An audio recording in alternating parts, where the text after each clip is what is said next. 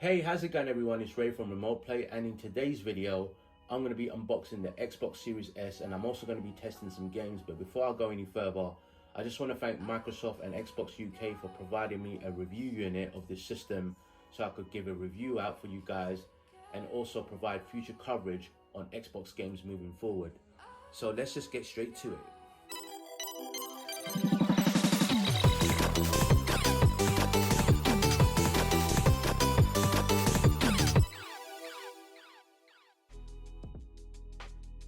So first, you just see the box right here. It just looks very premium. I love the small form factor.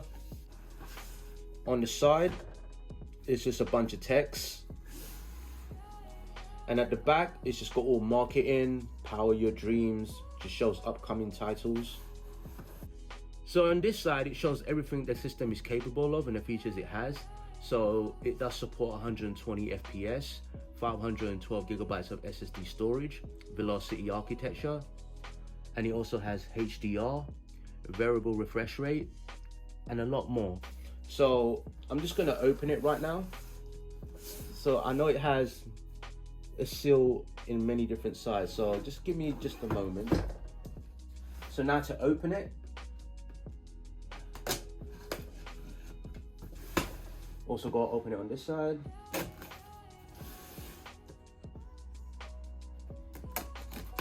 And on this side. I believe it opens this way. So as you open it, I love the green right there. It just says Xbox, and the console itself looks very, very small. I'm so surprised in person how small it really looks. So yeah, this is the tiniest console. This is the tiniest and slickest Xbox I've ever seen. I love the way it's packaged, feels very premium. So just put that aside there. And here it comes with, this comes with all the instruction manuals and everything. And here, it has another box. So the first thing you see in this box is a high-speed HDMI 2.1 cable. Let's put this right here. Also comes with the power cord.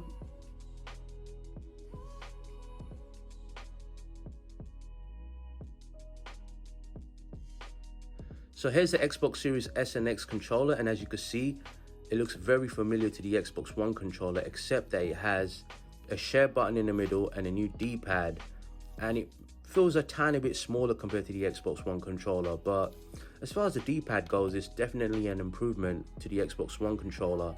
And some of you guys may be familiar with this D-pad because they also have this D-pad on the Elite controller. I believe it's the Elite Series 2. But yeah, it definitely feels great, and it has a headphone jack in there, and I believe this is for like third-party headsets or anything wireless. Alright, so here's what the top looks like on the Xbox Series S and X controller.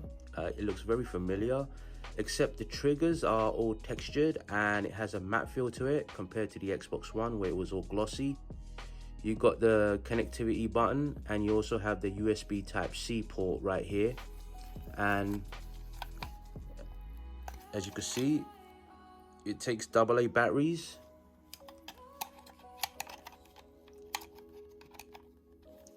But you do have many third-party options where you could put your own battery in there and make it last longer. And there's also more paperwork here, all warranty based.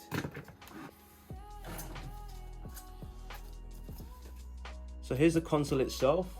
I love the way it's presented, the way it was packaged.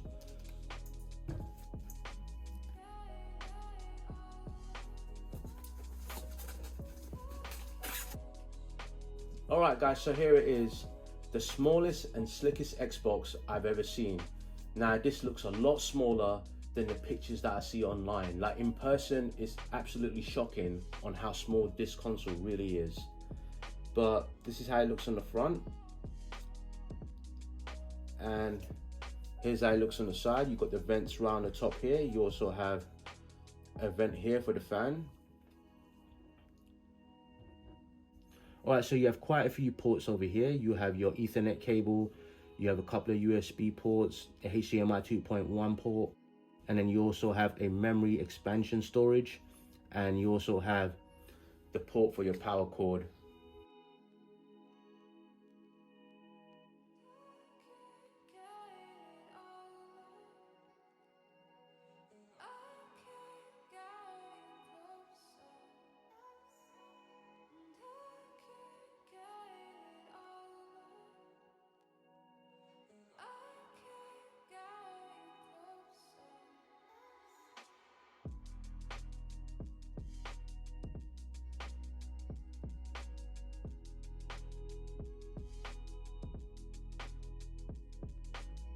Alright, so I'm going to do a size comparison with the PS5.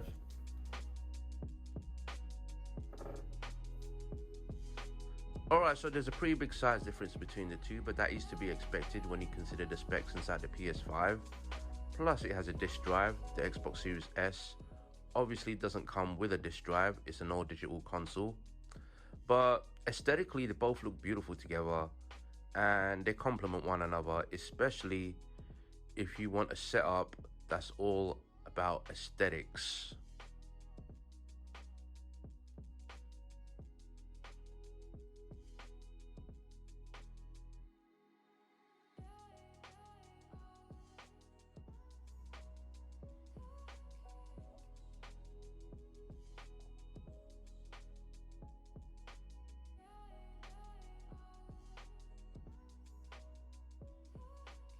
Okay, so now that I managed to go through the step-by-step procedure, go through security, and even managed to log into my account, I also downloaded a few games because I wanted to show you guys how games look and perform on the Xbox Series S.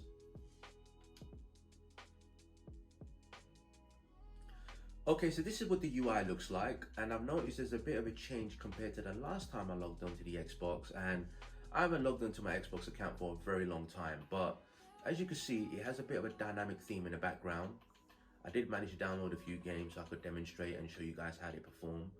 But this is what my library looks like. My own games.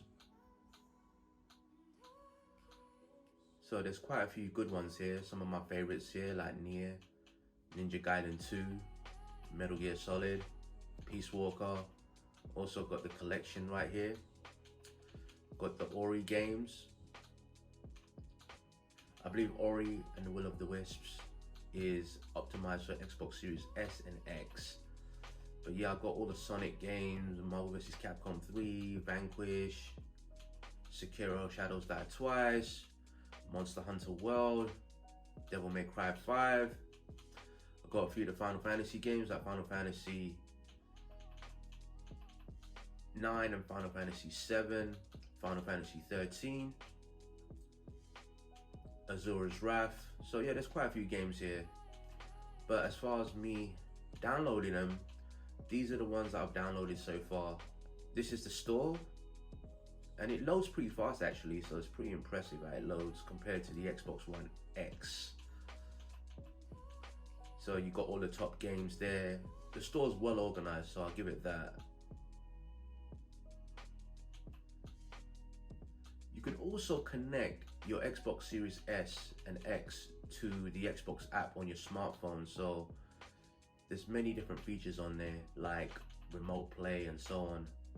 So yeah, if you want to just search for a certain game, you can do that.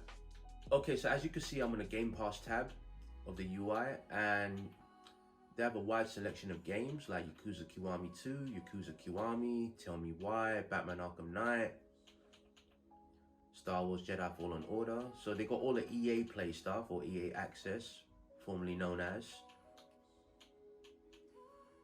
And then you got the Final Fantasy games. And then you have all these quests where you could gain rewards. And that way you could gain actual Xbox currency. Okay, so here are the most popular games on the service. And there's a lot of multiplayer stuff here like Battlefield, DayZ, and Destiny 2. But the good thing about this service, which is the most awesome thing in fact, is that all first-party Xbox Game Studio games will be available day and date on the service. The things like Halo Infinite, things like the next Gears, or whatever Xbox decide to make, including the Bethesda games, will be available on the service. They recently acquired Bethesda, and now they have 23 first-party studios, which is pretty impressive. So you got Sea of Thieves, you got Doom Eternal, a Bethesda game right there, and then you got Destiny 2 Beyond Light, and Forza 7, Gears 5. But yeah, definitely great value in gaming. And considering we're in the pandemic right now, and people are going through a financial crisis, this will give a bit of breathing space for everyone. So yeah, this is the UI. So I'm going to just show you how the games run and perform right now. All right, so I wanted to show you guys one thing which is pretty cool. You can actually bump your refresh rate up to 120 Hertz. So if you have a 120 Hertz TV or monitor, the Xbox Series S actually supports 120 Hertz on certain games. Alright guys, so I'm going to show you some gameplay in the quick resume feature, and it's one of the most impressive features on this console.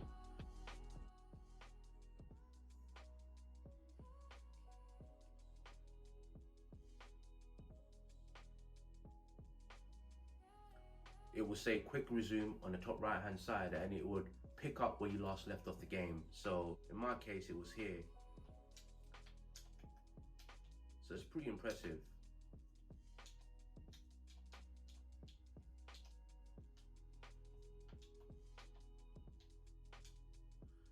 So it's definitely cool. One of my favorite features so far on this console. And look how beautiful this game looks. Like the colors, everything is so vibrant. I could only imagine playing a game like this on an OLED TV, how it'd look.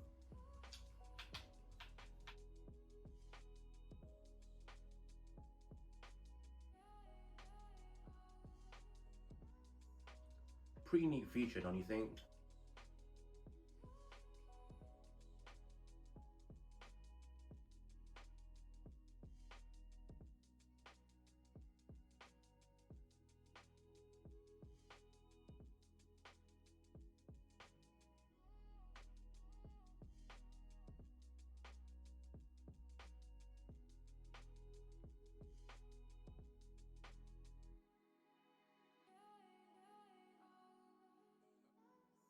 Alright guys, so I just wanted to give you my thoughts and impressions on the Xbox Series S, and the first thing I wanted to point out is the packaging felt very premium, and it was very satisfying to open. Like the presentation and everything was on point, and the console itself is very tiny. It's the slickest console I've ever seen from Xbox, and it's really small. It's like it could fit in your bag. It's the size of a book pretty much, and that speaks volumes on the engineering team, on what they've done and what they've achieved with this console. But the controller, I'd say it's more of an evolution than a revolution. Like the PlayStation 5 controller, the DualSense, I'll call that a revolution, but this is more of an evolution. But that's not really a bad thing. At the end of the day, you know what they say, if it's not broken, don't fix it. But they have made some improvements anyway, regardless, and the D-pad is one of them, obviously, and then they made some changes to the bumpers and triggers, giving it a more matte feel, and then you also have the share button in the middle. And in terms of size, I think they shrunk the controller just a tiny bit. But I don't have a regular Xbox One controller on me, so I can't really compare the two, but it still feels and it looks familiar. But definitely an improvement from the previous generation. Alright, so that's my thoughts and impressions. Be sure to look out for my review, and let me know what you guys think on whether you like the console or not. But I definitely like it, especially for the price point, and especially for everything that you're getting at that price point. It's definitely great value, and this will be a great gift for kids that are into Fortnite. This could be considered like the Fortnite Apex console, when you think about it. And a great console for Minecraft. There's a lot of potential with this console in terms of customizing it, doing limited edition consoles. So there's a lot There's a lot they could do there. But anyway, that's my thoughts and impressions. Let me know what you guys think, and be sure to look out for my review, and I'll see you guys next time.